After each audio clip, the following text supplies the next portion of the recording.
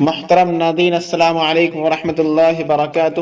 ایک بہت اہم سوال یہ آیا ہوا ہے کہ اگر کسی نے وقت سے پہلے نماز ادا کر لی تو اس نماز کا کیا حکم ہے؟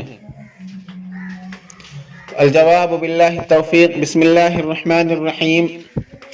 وقت سے پہلے ادا کی ہوئی نماز کا کوئی اعتبار نہیں ہوگا، لہذا وقت ہونے پر دوبارہ اس نماز کو لوٹانا پڑے گا۔